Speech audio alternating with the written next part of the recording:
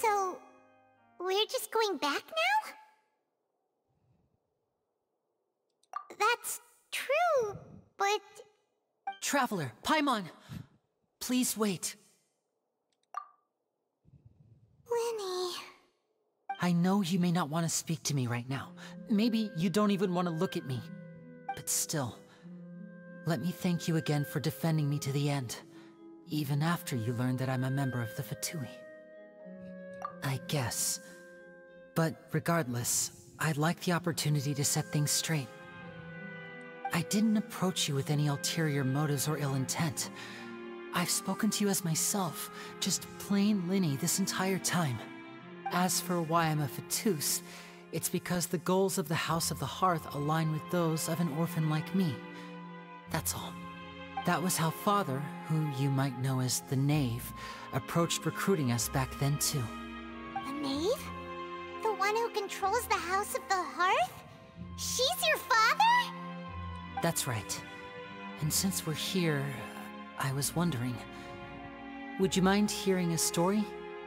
It's about back when our parents first died.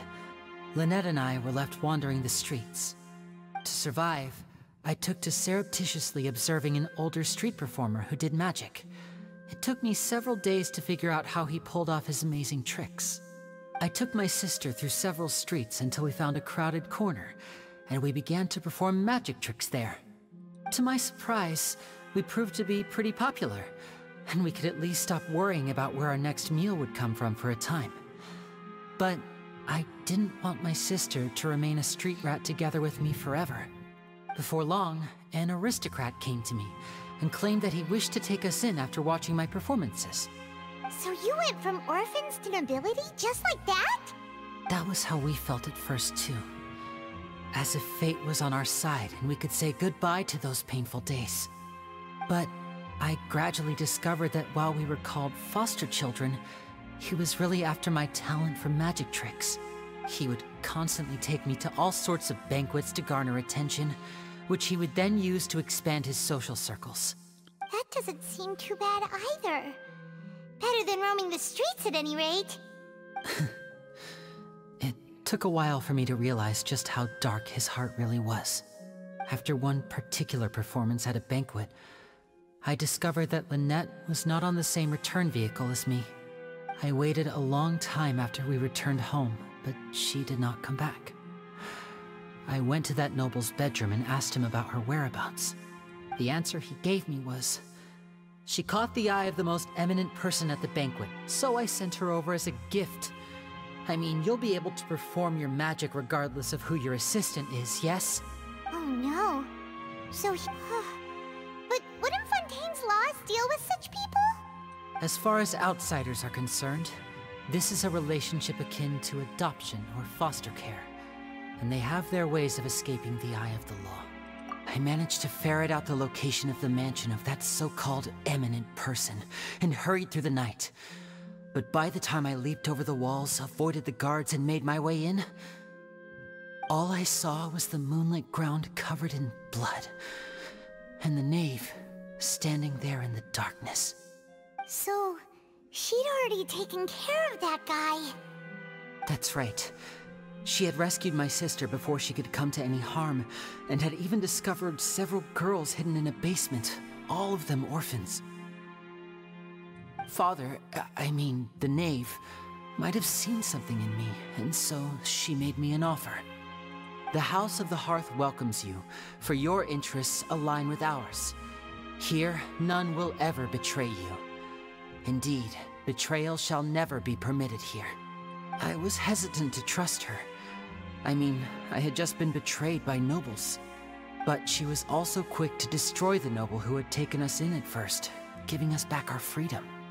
Oh, so that's how the two of you joined the House of the Hearth. She has her own plans.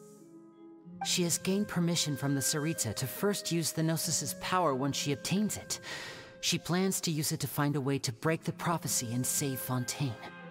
So, she believes in that prophecy too? That's right. The whole House of the Hearth is currently working to combat that crisis.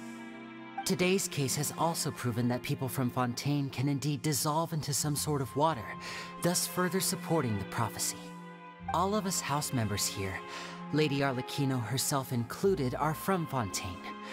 We won't give up on defending our homeland. To us orphans, the only connection we have left to this world, apart from our family, is our homeland. So, from small deeds like distributing magic pockets to huge schemes like stealing a gnosis, everything is aimed at dealing with that prophecy. It's all right. I understand. The only thing I can do is relate all this to you. I just hope you can understand that even as a member of the house, I have never stopped making my own decisions, and that I believe what I'm doing is right. If you should need anything at all in the future, feel free to find me. I will do my best to help you, as plain Lyney.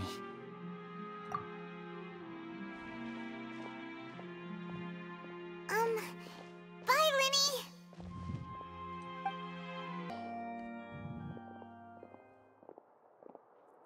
Hey there! What was with the disappearing act you pulled right as the trial ended? Were you looking for us, Navia? Well, this whole thing isn't exactly over, is it? I do feel that we're getting closer to solving the serial disappearances case, though. Huh? What's wrong, my dear partner?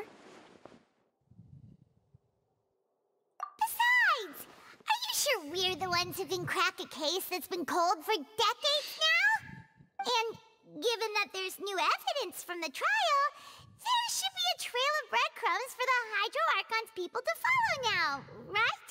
Ah, I see. Well, I won't lie. I'm a little shocked to hear that from you. But I suppose you are just travelers who have only arrived in Fontaine after all. Sorry. I might have been too presumptuous. Don't say that, Navia. Ah, and we were having so much fun investigating with you, too. It was like having new waters flowing into a stagnant mire, causing new hope to spring forth, and the reflection in the murk to become clearer. Well, sorry about that. I'm a bit prone to nostalgia. Don't mind me. Wait, shall we have a farewell meal? You know, to commemorate our time as partners? Huh? Do we really need to get that formal? Well, guess you really did treat us as partners, huh? Well, I'd just like to have a proper ending to every important memory. That way there are no regrets later. Anyway, it would just be a meal, so it shouldn't take up too much of your time. You don't have to twist Paimon's arm. If Boss Navia's treating, count Paimon in! Oh, wonderful. In that case, why don't we return to the court of Fontaine and head to the Hotel de Boer? I believe we'll make it just in time for dinner.